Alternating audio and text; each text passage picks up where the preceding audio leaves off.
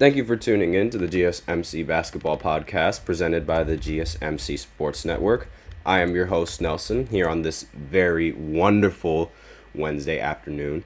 And we have a few things to talk about in this segment. So the first thing we are going to talk about is the Knicks and their recent win against the Pacers in the first segment. Then in the second segment, we are going to talk about the Denver Nuggets and their game against the Timberwolves, how they completely dominated against them, and just overall like the stories around that game. Then in the third segment, we are going to cover Caitlin Clark's debut in the WNBA. She just made her debut yesterday, so we're going to go ahead and look into that. Then in the fourth segment, we are also going to look at Nick Young's comments about the Lakers and them losing the series and why he thinks they lost the series. We also have the special fifth segment at the end of the show, so stay tuned for that. Before I begin, however, I'd like to remind everybody to please remember to use the link in the description to get your comments recognized, or the link displayed below the ticker on every single show segment. Once again, the link is gsmcspodcast.net. Really helps the show, makes the show much more interactive between myself and you guys. Once again, the link is gsmcspodcast.net. And with that out of the way, let's go right ahead and talk about the Knicks going up 3-2 in the series. And I'm just adjusting the title right there. So yeah, you see the Knicks? You see those New York Knicks out there? I hope you saw them. I bet you did. They completely destroyed the Pacers at home. This was a completely different team. This Knicks team was a completely different team, and the Pacers team was also a completely different team. These two teams, they play very, very differently when they're away, and more so the Pacers than the Knicks, in my personal opinion. Like, the Knicks, they played really bad in Game 4, but that was really like the only game away where they played egregiously bad. And most of the time throughout all the playoffs this year, they've played very well away. Granted, the performance that they had away against Philly was influenced by the fact that there were so many Knicks fans in that crowd, so maybe that also had something to do with it. But this game right here, definitely a statement game coming in from the Knicks, saying, like, they responded perfectly to how the Pacers completely destroyed them and walked over them in Game 4. They were not going to take it lightly whatsoever. Jalen Brunson, he ended the game with 44 points, which, again, opens up the discussion for him being the best point guard in the NBA right now. I mean, 44 points is just absolutely insane. He was ridiculous in the fourth quarter as well. And really, the entirety of this game was looking at the recap of this game, the Knicks, they dominated the entirety of this game. There was not a single point where the Knicks scored less than the Pacers in any quarter. The Pacers also had a little bit of a stretch where they didn't score for 7 minutes. Now, given how high-powered and how potent their offense is, not scoring in 7 minutes is unacceptable if you are the Pacers. And this just goes back to what I've been saying about the Pacers and what I've said their big problem was in the playoffs, and that would be their defense, because like they had no response on the offensive side of the ball. And when you don't have any response on the offensive side of the ball, you got to play some defense, and they just couldn't do that either. The final score was 121-91. So again, the Knicks, they completely smacked them, ran in just a perfect response to the Pacers smacking them in Game 4. And now they're up 3-2 in this series, which is the perfect position that the Knicks have to be in. And because if the Knicks would have gone down 3-2, I think it would have been, if the Knicks would have been the ones down 3-2, I think the series would have been over and would have ended in Game 6. But now they put themselves in a very good position to win this series in either 6 games or win it in 7, which is exactly what they needed. So, again, Pacers, they shot very, very poorly. Halliburton regressed back to the same Halliburton that was playing rather poorly compared to how he was playing in game 3 and 4. Again, all the Pacers, they play a lot better at home than they do away. And Halliburton, he had 13 points. Pascal Siakam had 22 points. Miles Turner had 16 points. And again, everybody shot. It's not like, okay, I can't really say that they shot poorly, but their offense still wasn't as potent as we're used to seeing it. 12 for 27 from 3, that's 44%. And again, 44% isn't bad. It just wasn't enough against the Knicks. And it's not like the Knicks shot any better from 3 either. They shot 12 for 35 from 3, but the biggest difference was the offensive rebounding for the Knicks. They had way more offensive rebounds in this game than the entirety of the Pacers team. Josh Hart, he ended the game with 11 rebounds, and Isaiah Hartenstein ended the game with 17 rebounds. And this is just how the Knicks play. They're a very gritty and tough team to go up against. They will always go after the second chance points, and that really seems like that's been their offense throughout the entirety of the postseason. They take a shot, and then somebody gets a ridiculous offensive board, which leads to an open shot for somebody else, because everybody else is either trying to crash or just not paying attention. It's the fact that they continue to play through the game no matter what, with Hart, and you see what I did there with Hart, and surprisingly, Hart actually sat on the bench for once. That's very surprising, and it looks like Thibodeau is adjusting his rotation slightly, because Alec Burks, he wasn't in the Knicks rotation before, and now here he is playing 23 minutes.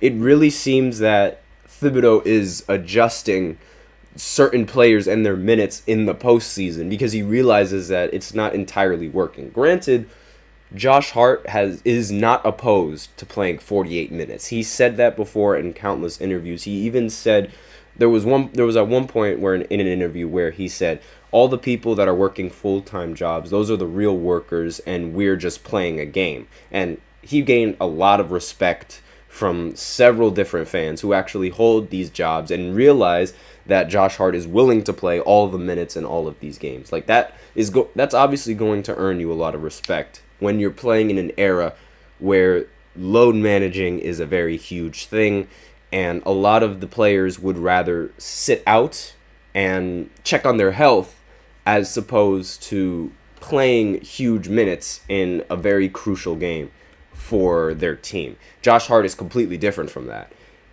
Regardless, Thibodeau is adjusting and fixing the rotations, and so far, I really like how he's adjusting these rotations. Granted, it might be because they were up by so much, but Alec Burks was playing in the previous game. Now, again, this might be influenced because both games resulted in blowouts. Therefore, whenever a team blows another team out, usually the coach brings in everybody coming off the bench. And we saw it in this game where some of the players that came off the bench, they never touched the court before, but they only played about 3 minutes, aside from Precious and Alec Burks, who played 23 minutes. So the rotations, they're looking so much better, especially with Alec Burks in the rotation. He's a very competent scorer, and the Knicks definitely need someone else other than Brunson doing the scoring. I mean, Burks had 18 points and was 6 for 11 from the field. And DiVincenzo, while he is a pretty good option for the scoring, he's not as consistent as I'd hope for the Knicks. I mean, in this game, he shot 4 for 14 and had 8 points. But regardless, a win is a win is a win. So, doesn't matter how badly you played if you're on the Knicks. You won the game. End of story. Let's go Knicks. We love to see it. Bias aside, they played so good in this game, and it's their defense on the Pacers, it wasn't as good as I thought it was going to be. It was more so the Pacers missing a lot of shots and not scoring enough and not doing enough or not producing enough. And now the Knicks, they're up 3-2 in the series. and they're expected to go back to Indiana to play Game 6. We will shortly see the results of that game in a few days. I think the Knicks are going to close it out. I think the Knicks are going to close it out in Game 6, just like they closed out Philly in Game 6. And I understand that like they got blown out really badly in Game 4. But they did not play that bad in Game 3 when they were also in Indiana. Like, I mean, it took a ridiculous step-back three-pointer for the Pacers to win that game. Like, a 1 in a million shot of going in. It took that for the Pacers to win that game. And it's not like the Knicks played poorly in that game either. I mean, they played just as good as the Pacers did. It just came down to that final shot that determined the game. And when I think about that, I just think that, like, okay, I mean, they just had a really bad game in Game 4, and the Pacers were just really good in Game 4, and that happens. Now, it's not a consistent thing, given how in Game 3 the game was really, really close, and it came down to a ridiculous step-back three to win the game. But that's all I have to say about this game and the Knicks and the series. Hopefully we'll see the Knicks win in Game 6. Let's go Knicks. And with that, we are out of time for this first segment. So now I'll go ahead and go into the second segment where I talk about the Nuggets and the Timberwolves in their playoff series. So I will be right back after this short break. I feel like I'm losing my mind. Is everybody in the world blind? Please, Lord, give me a sign, a sign. I feel like I'm losing my mind. Is everybody in the world blind? Please, Lord, give me a sign, a sign. I wanna be the greatest. Everybody on the fake shit. I look around and feel like everybody is the fakest. I make this every day and I'm impatient, hoping one day I blow up from the basement. Statement, the top is so vacant. I don't hear shit that I think is amazing. Waiting for my day when I'm playing sold out shows for 1,000 faces. Hey, give me that crown. Get in my way and to be put down. It ain't your place, all this my town. If I want that shit, then I'll get it right now. I'm losing it, the noose it fits. Some losing shit, a stupid myth. You choose to live or choose to dip. You choose to fight or lose your grip and lose a gift. Oh. I feel like I'm losing my mind. Is everybody in the world blind? Please, Lord, give me a sign, a sign. I feel like I'm losing my mind. Is everybody in the world blind?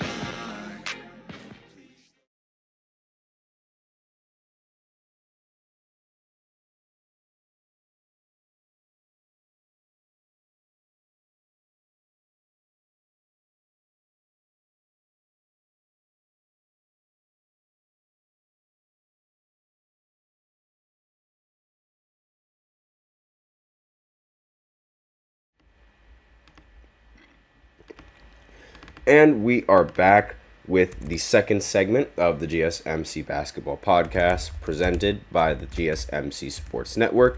And in this second segment, we are going to talk about the Denver Nuggets going up 3-2 in this series against the Timberwolves. Before I begin, I'd like to remind everybody to please remember to use the link in the description to get your comments recognized, or the link displayed below the ticker on every single show segment. Once again, the link is gsmcspodcast.net. Really helps the show, makes the show much more interactive between myself and you guys. Once again, the link is gsmcspodcast.net. And with that out of the way, we can go right ahead and talk about the Denver Nuggets going up 3-2 in this series, and the ridiculous performance coming in from Jokic, and really just the storylines behind this game. I mean, first off, I'm just going to say Jokic played absolutely phenomenally in this game. I mean, like, he was just a beast. I mean, look at that right there. Air Nikola talking. What is you talking about? Like, Rudy Gobert cannot guard Jokic. Like, straight up cannot guard him. It is, and you'd expect like a defensive player of the year to put up somewhat of a good matchup against the MVP. Like literally defensive player of the year, MVP, head to head. And it's like you'd think that the defensive player of the year would have something to say against the MVP and at least hinder him a little bit. But no, Jokic just toyed with him and acted as if he was just any other normal center in the NBA. Like, I don't know what it is. Rudy Gobert cannot check him. Jokic shot 15 for 22 from the field. He had 40 points and 13 assists. Nothing that Rudy Gobert was doing could have stopped him, like, whatsoever. Absolutely nothing.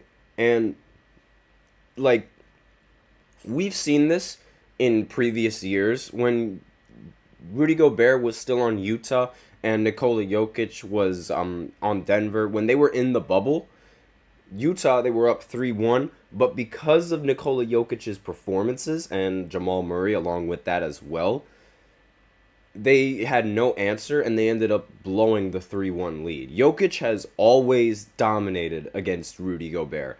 And what's even funnier is at one point in that performance, like at one point in the bubble or at some point in the NBA season, I don't exactly remember exactly when that was, but it was a while ago. Rudy Gobert said, "I got Jokic," and then Jokic was like, "Brother, I got 40 points." Like, he cannot check him. That's one.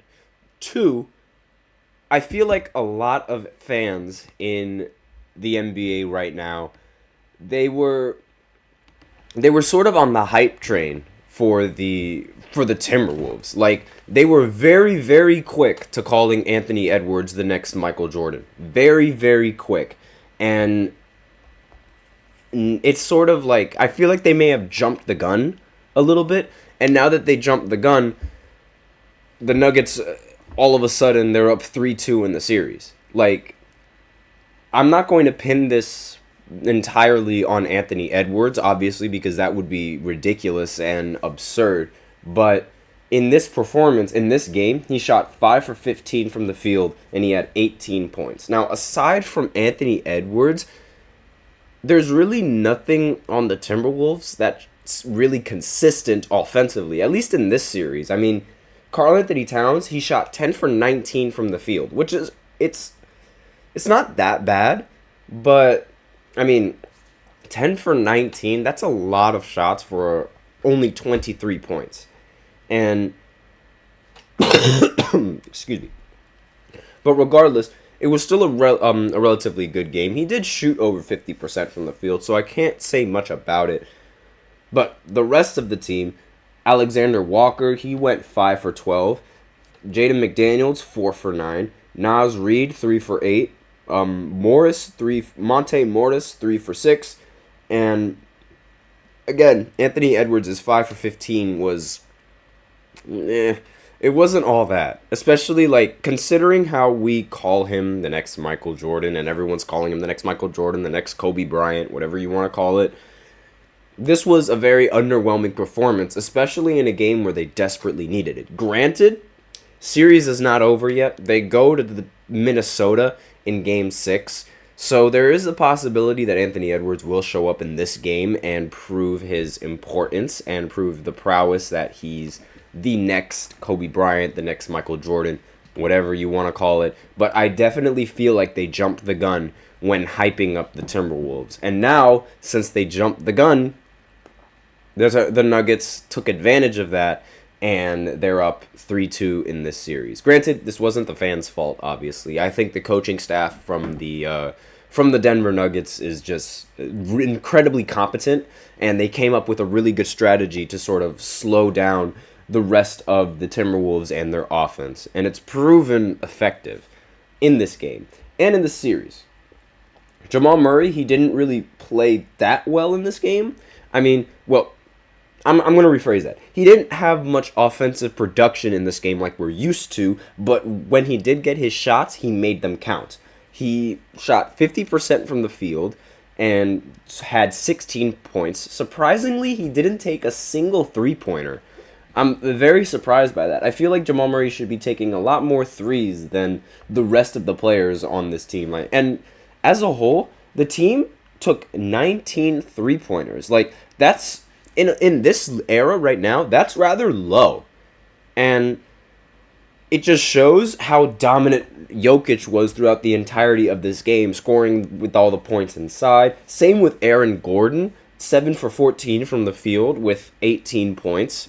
And again, 0 3-pointers because most of the shots were inside shots and, like, you know, inside the arc. And the fact that they're winning, taking all of these shots inside the arc, is just as astonishing as shooting the lights out against somebody, against another team. Because, again, this team has a lot of centers and a lot of big men that can protect the paint. And here they are making them almost a non-factor.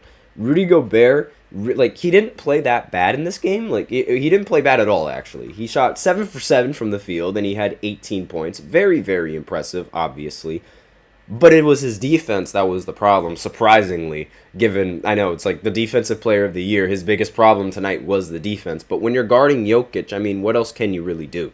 Like, Jokic's game is just, and the reason why I'm looking off to the side is because I'm looking at the box scores right now. But Jokic's game is just, it's unguardable. Like, I mean, Rudy Gobert cannot guard this man, and Jokic has wiped the floor with him several times. It was only a matter of time before the Nuggets got into a rhythm and eventually come out and expose the Timberwolves. Now, I knew the series wasn't over after the Timberwolves won those 2 away games. I knew that the Nuggets were most definitely going to fight. But I didn't expect the results to turn this quickly in the series. I will admit it and say I did not expect the results to turn this quickly. Like, I would have assumed that the Nuggets would fall under a 3-1 hole, but they ended up tying the series before, and now they're up 3-2 in the series, which is very important if you are the Denver Nuggets. So now they move on. Well, they're going to move on and play in Minnesota with the hopes of closing the series out in Game 6, similar to how the Knicks are going to the Pacers and are expected to close out in Game 6 as well. And I feel like I have a feeling that the Timberwolves, they aren't going to go down easy, and this series is going to go to 7 games. I wouldn't be surprised if this series goes to 7 games due to Anthony Edwards and his brilliance. I did say that the fans jumped the gun, but I am not going to say that his performances in the postseason are anything short of extraordinary, because he's been performing very well in the games that they've been winning. So, playing at home, he also had 44 points in the last home game that they played. It just wasn't enough to beat the Denver Nuggets. So I have a feeling that his performance in this series and in the next game is going to be far different than his performance in this game, thus pushing the series to 7 games and having the deciding game in Denver. That's my prediction for the series, and I feel like that's where this series is going to end up going. And the Timberwolves, they really need to figure out how to stop Jokic. They got to figure it out.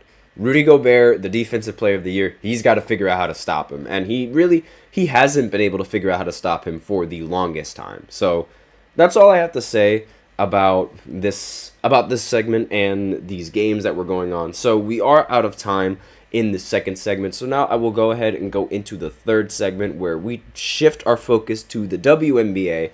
The WNBA game started yesterday. I'm only going to focus on one game because, to be quite frank with you, I only watched one game last night because the playoffs were happening last night. And I've said previously how I just don't like how the WNBA season has to start right when the playoffs are starting.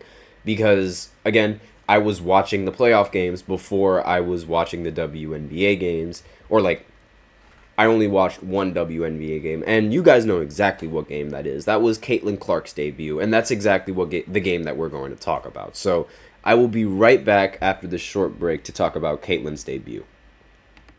Looking for your daily fix of sports talk without having to pay for it? GSMC Sports Network is available on YouTube. Just search GSMC Sports Network. Get your fix of daily sports talk shows on YouTube, absolutely free. NFL, college football, NBA, MLB, MMA, UFC, fantasy football, and so much more. GSMC Sports Network has shows running all day long, with new sports shows starting every 2 hours. Just like on your favorite cable sports channel, except GSMC Sports Network is absolutely free. Just search GSMC Sports Network on YouTube to catch one of your new favorite shows, like the GSMC College Football Podcast, Chip Shot Football Podcast, Hoops and Heels Women's Sports Podcast, GSMC Basketball Podcast, and so many more. Check it out for yourself. GSMC Sports Network, now available on YouTube absolutely free. Search GSMC Sports Network on YouTube right now.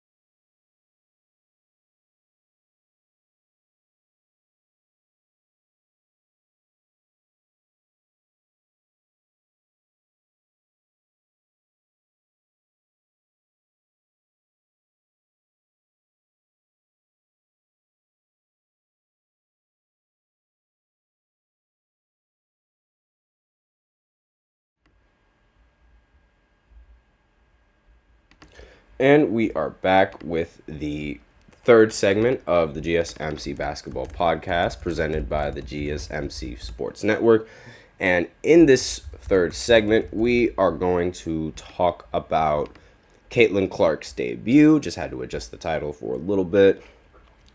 And I'm very surprised by the sort of results of this game. And I'm actually very surprised with the performance that Caitlin had in this game. Let me just go ahead and adjust the image real quick so that way it's centered. It's really difficult to have these centered before the meeting, so I apologize for that. Those of you on the audio side, you have no idea what I'm talking about, but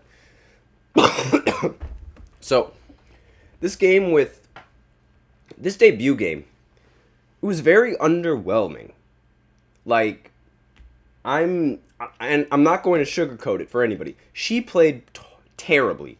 She was very bad in this game. Caitlin Clark played poorly. She shot 5 for 15 from the field, and she set a WNBA record for the most turnovers in a debut game with 10. And that's really, really bad. That's not a good record to set in your first WNBA game or in any kind of basketball game whatsoever. That is a very, very bad game. It was very bad, and it was clear that she was struggling in this game against the Connecticut Sun and their defense. Like the Suns' defense was considered to be one of the best defenses in the previous year. So it's really not shocking at the fact that they were able to play really good defense. And Caitlin was even more shocked as well. This was a very bad game from her. She was incredibly rattled, and the women that were guarding her, they flashed double teams on her. They checked her up. They were staying in her face, making everything just that much difficult against Caitlin. And I feel like Caitlin was sort of taken aback by the defense in this game and the defense that she was forced to deal with. And that's okay. Like, that's normal. You expect this to happen to a rookie because, like, you still have to adjust. And you still have to understand how the game is played in the WNBA or in the big leagues. That's what we're going to call it. You still have to sort of understand how the big leagues work. And given that it's your first time in the big leagues, obviously you're going to struggle. This was the exact same thing that happened with Victor Wembanyama and his debut as a rookie. Everybody was so quick to write him off as a bust due to one bad performance or like a couple of bad performances that he had in the beginning of the season. And here he is winning unanimous Rookie of the Year. And this happens to a lot of rookies in the NBA. They start out rather slow because they have to adjust to the NBA and the fact that all of these players are great, and you're not just going up against college students now, you're going up against the best of the best athletes in the sport. And it takes time to adjust, especially Caitlin's situation, because she got drafted and now she's expected to handle the offense. She's expected to be the catalyst for the Indiana Fever and drive them to greatness. That is a lot of pressure to be put on a rookie that just got drafted. A lot of pressure to be put on a rookie. And like all that pressure, it's going to affect her in the beginning of the season and the beginning of the first few games, because that pressure is going to affect everybody.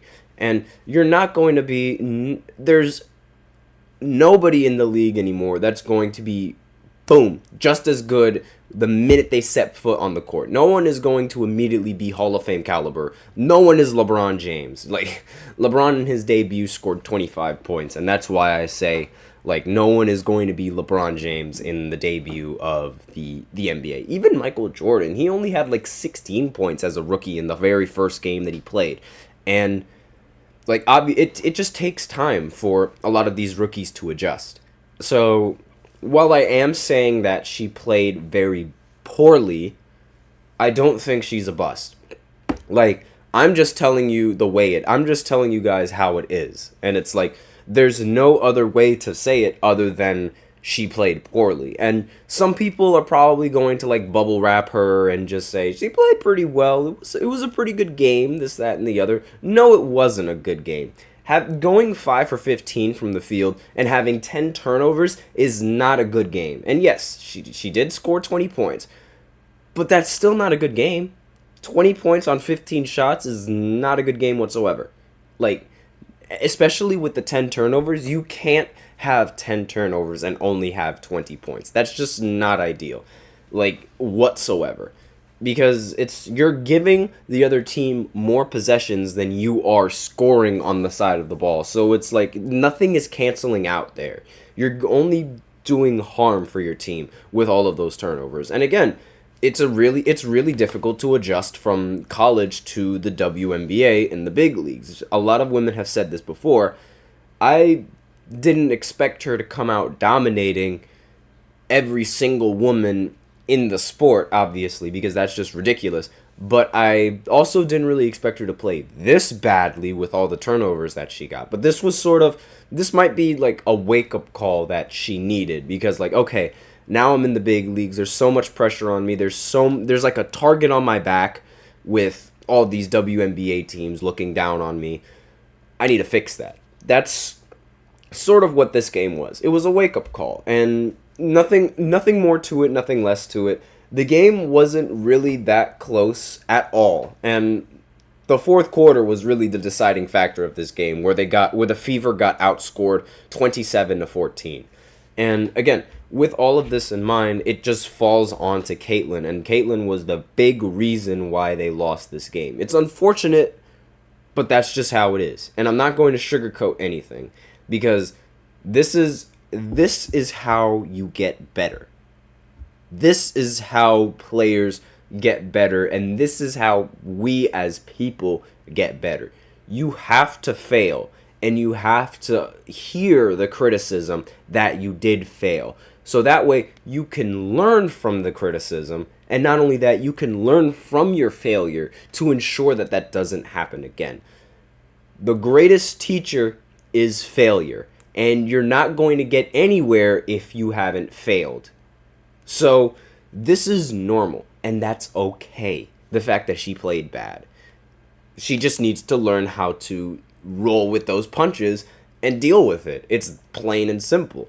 And this is what a lot of NBA players have to go through as well. So she's sort of getting that exact same treatment from the media. So it's showing the shift in attention towards women's sports and women's basketball now that it's being marketed a lot more and a lot easier. But again, you're not going to get anywhere in the WNBA, and you're not going to get anywhere in life if you don't fail at least a couple of times. And that's okay. We're human. That's the point. We're supposed to fail. It's how we respond to the failure that makes us different from everyone else. Because she could respond to this two different ways. One, oh, this is too hard, I'm going to give up, and just this, that, and the other. Or, I played really badly in this game. I had 10 turnovers. I got to clean that up. I got to fix it. I got to go into the film room, see what I did wrong, and work on my game, work on my shot, try to get better. This is what failure does. And I have a feeling that she's going to use the latter, the second option, the second thing that I just said, to get better. Unlike certain NBA players that I just absolutely despise, who don't want to change their game and don't want to get better whatsoever and want to continue stealing money from organizations and coming off the bench. Ben Simmons. But with that out of the way, we are out of time with this third segment. So now I will go ahead and go into the fourth segment where I talk about Swaggy P. In case you guys have no idea who that is, that's Nick Young's nickname. I'm going to talk about Swaggy P's opinion on the Lakers and why they lost in the series against the Denver Nuggets in the first round. So I will be right back after this short break.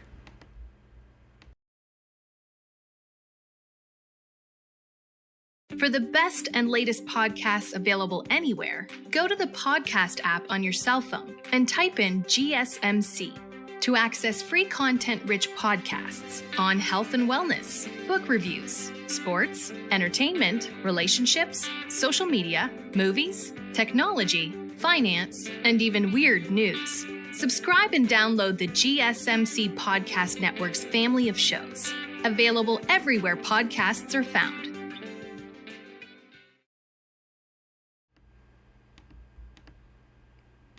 And we are back with the fourth segment of the GSMC Basketball Podcast presented by the GSMC Sports Network.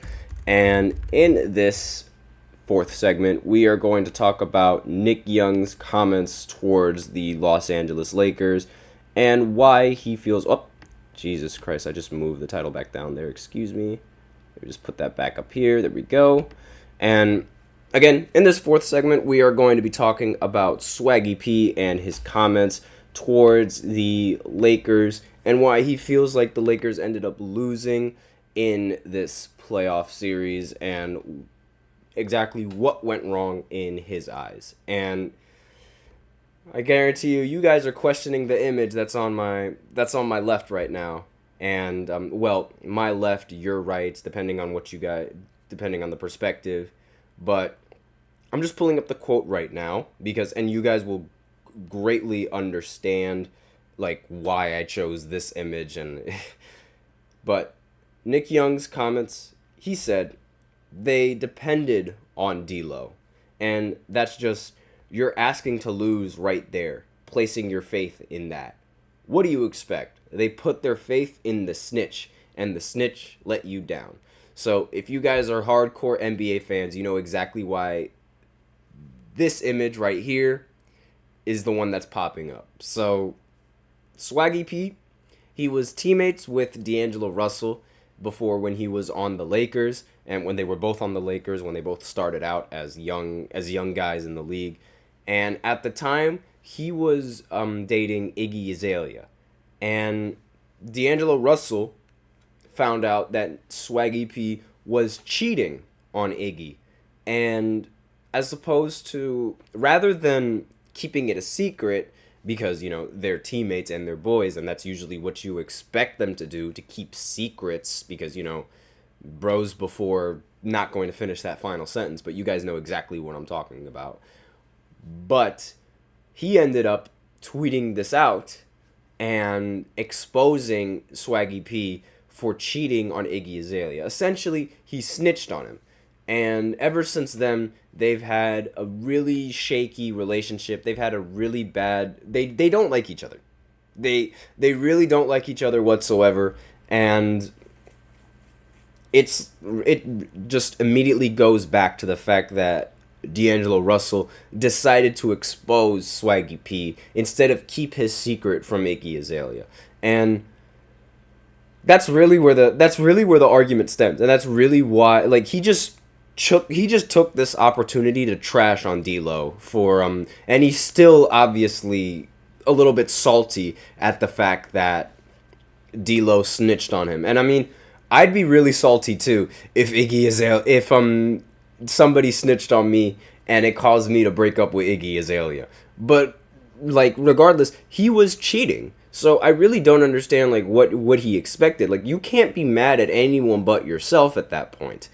But I do somewhat understand like where he's coming from, because they are teammates and you'd expect the teammates to like keep everything sort of confidential and just let them rock just for the sake of the team. And not only that, like even with guys, like I know that there are several guys who would keep like something quiet and keep a secret from other women at the fact that, like, if men are cheating, if your best friend is cheating and you're a guy, chances are you aren't going to get involved in that. I mean, personally, I wouldn't get involved in that simply because it's not any of my business. And I feel like that's sort of what Nick Young's intentions were. Like, I mean, it's none of D'Angelo Russell's business, so there's no need for D'Lo to go and exposing him. And I guess that sort of rubbed Nick Young the wrong way. But regardless, he did something wrong, and you really shouldn't be upset at him for something as meaningless as that, especially when you're Swaggy P. I mean, like, you were an NBA player at the time. You could have gotten with anyone that you wanted. It really didn't matter. But regardless, this was sort of the biggest reason as to why, like, Nick Young believes that the Lakers lost, simply because they put their faith in D'Lo, and he's half right. Like, his reasoning for why he doesn't have faith in D'Lo is wrong, but the fact that the Lakers were relying on D'Lo isn't wrong. Like, the Lakers, they were obvious, and like, who wouldn't rely on D'Lo if you were the Lakers at that point? D'Lo was being very, very productive offensively throughout the end of the regular season. However, come the postseason, he played horribly.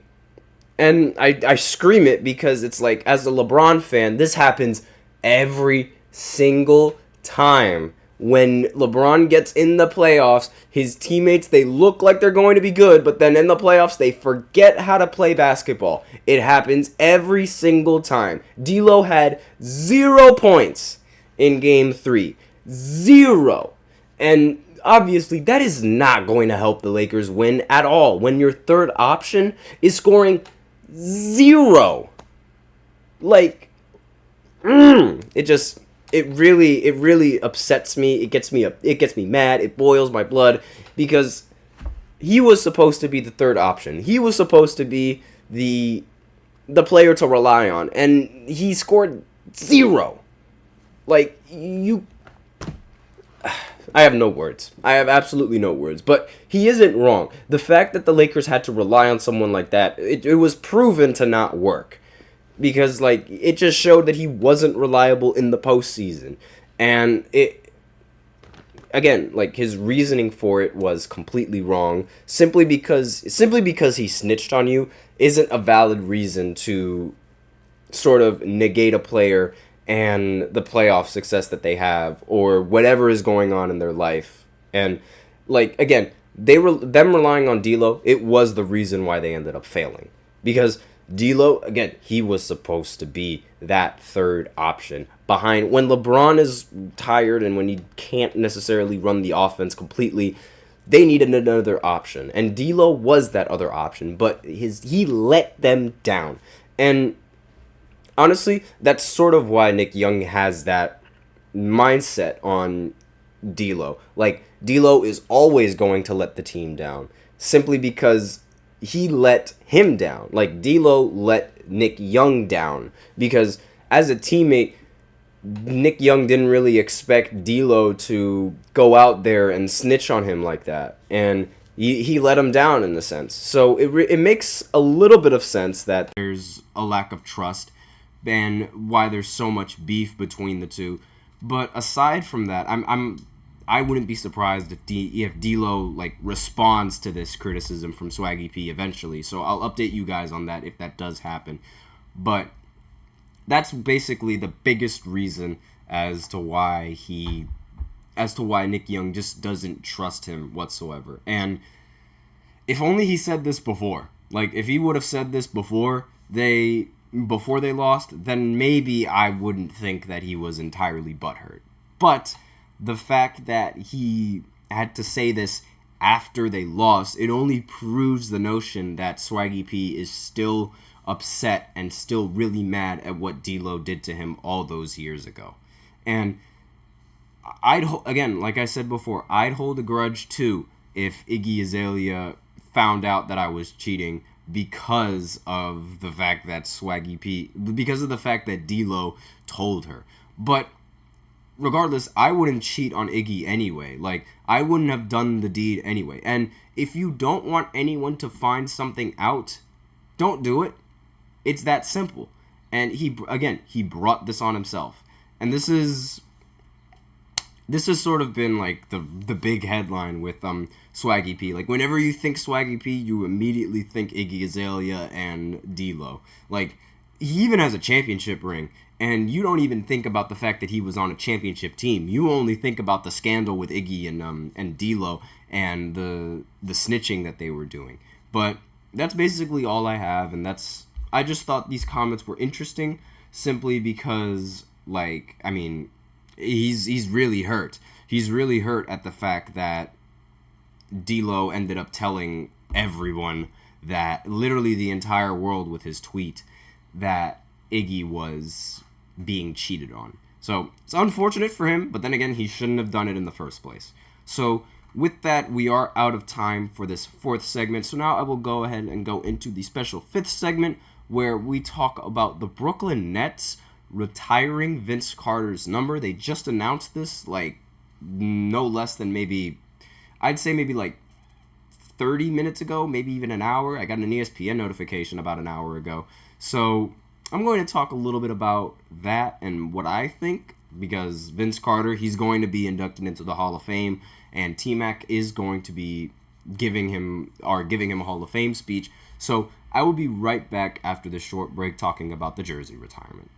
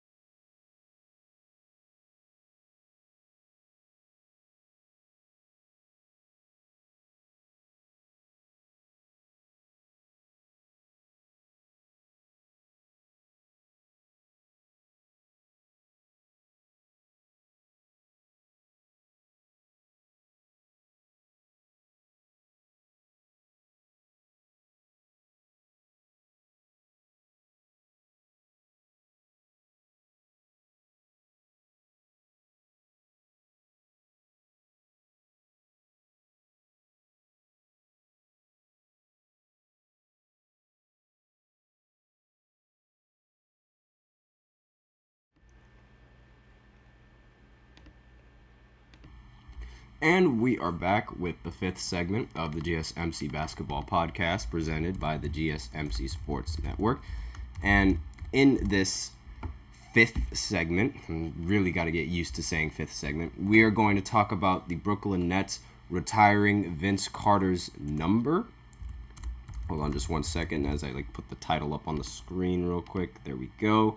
So the Nets, they're going to retire Vince Carter's jersey, and honestly, that's really I have absolutely zero problem with the Nets retiring Vince's jersey. I mean, he was on the New Jersey Nets, and he was a phenomenal player. There was a little bit of a problem between him and the Raptors where he played rather poorly, towards the final end of his stint with Toronto, and he wanted to get traded. He wanted to get out of Toronto. So then Toronto decided to trade him, and then the minute he goes to New Jersey and plays for the Nets, he plays like the exact same player that the Raptors wanted him to play like on the Raptors, but he just wasn't playing like that. So there's a little bit of bad blood between him, and there was a little bit of a problem between him and the Raptors at that point in his career. But even with that, I'm very surprised that the Nets announced that they were going to retire his jersey before the Toronto Raptors announced that they were going to retire his jersey. The Raptors are one of the only teams in the NBA that have no jerseys retired up in their up in their rafters. They have zero. And the fact that the Nets announced that they were going to retire his jersey quicker than the Raptors is a little bit insulting, in my opinion. If we're talking about the Raptors perspective. Obviously, if we're talking about from the Nets perspective, this is incredibly respectful. This is just putting respect on a great player. Air Canada. I mean, he's literally the best dunker that the NBA has ever seen. And you gotta put respect on that man's name, especially now that he's going to be in the Hall of Fame. No one should be allowed to wear that number on the Nets or on the Raptors for that matter. But the fact that the Raptors didn't announce it before the Nets has me slightly confused. Why wouldn't they do that? He is arguably the franchise's best player. Again, arguably. I would say there is an argument for Kawhi Leonard being the best Raptors player ever, given how Kawhi Leonard won the championship with the Raptors, the only championship that the Raptors have, and the Finals MVP as well. But he only played 1 year with the Raptors. So you can't say that Kawhi is the best Raptor ever when he only played 1 year. It's just the fact that he won the only championship in franchise history that gives him that boost and that respect, which he rightfully deserves. I'm not saying that he doesn't deserve that respect, but the title as the best Raptor, it's most likely going to go to Vince Carter, simply because of his tenure with the Raptors and how long he's played with the Raptors. And I'm still very surprised that the Raptors haven't decided to retire his jersey. If anything, he should have been the first jersey that they retired the minute he did retire. And Vince had a very, very, very long career. He's played in 4 decades in the NBA, the only player to play in 4 decades of the NBA. And again, that his title and his accomplishments demand respect. And the fact that the Raptors aren't giving it to him when he had his best years on the Raptors is a little bit insulting, in my opinion. And I expect the Raptors to announce his jersey retirement shortly, or in a couple of days, given how the Nets already announced his jersey retirement. But again, I have no problem with the Nets announcing his jersey retirement. Zero problem with that whatsoever. I apologize for rubbing my nose so often. It's just the allergies are killing me out here. But regardless, again, the Nets rightfully deserve to retire Vince Carter's jersey. And the Raptors, they should retire his jersey as well. But, I'm very surprised that they didn't. And Vince, he was also a very good three-point shooter with his time on the New Jersey Nets. They didn't make it that far in the playoffs when he was on the Nets. unfortunately for him. But regardless, I mean, I'm very surprised that the Raptors just don't retire his jersey. I'm very, very surprised. They don't have any jerseys retired, so why wait? And I do understand that, like, again, he didn't make it that far. He only made it, like, as far as the second round with the New Jersey Nets. But aside from that, he played phenomenally for the New Jersey Nets, and he was a very, very, very good player when he was on Toronto as well. I mean, he made, again, they didn't really make it that far in the postseason when on either the Nets or on Toronto, but he was still a force to be reckoned with, and he's still Air Canada. I mean, literally, he had a postseason where he averaged, I'm just looking at the numbers right now, he averaged 30 points per game in the postseason at one point, shot 47% from the field, 42% from three, and 84% from the free throw line. This was in the series against Philly in 2001. And obviously, Philly went on to make the finals and lose to the Lakers in that year, but still, he played very, very well against this Philly team. It's just, it wasn't enough. But aside from that, his time with New Jersey, again, nothing short of impressive. They didn't play well. They didn't get that far in the postseason, but, you know, nothing short of impressive what he did. Like, absolutely nothing wrong with and most of the time when he did get far in the postseason, they would lose to the eventual champions. Like, and that's nothing short of amazing. Like, there's really no argument for that, and I'm very surprised that the Raptors don't retire it. I think it's very disrespectful. But that's all I really have to say about the Nets retiring his jersey. It's very well deserved. He's going to go into the Hall of Fame this year, and T-Mac is going to be presenting his he's going to be giving a speech for Vince Carter. If you guys don't know, Vince Carter and T-Mac, they are cousins. And obviously, like, they given how they could fly and given how they could shoot the ball, like, with the lights out, it makes total sense that they'd be cousins, like, without a doubt.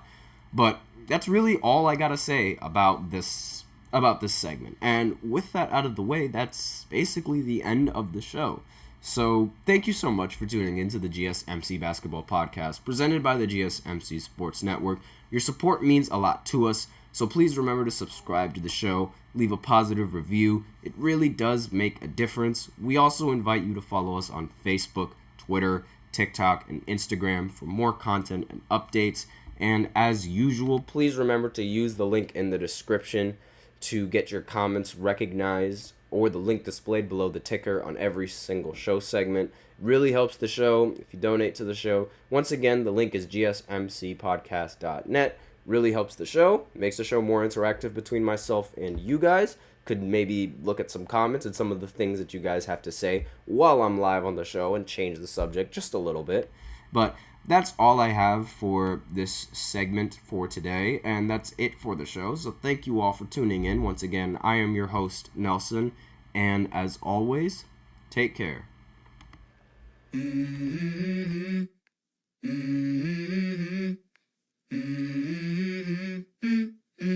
Let's go.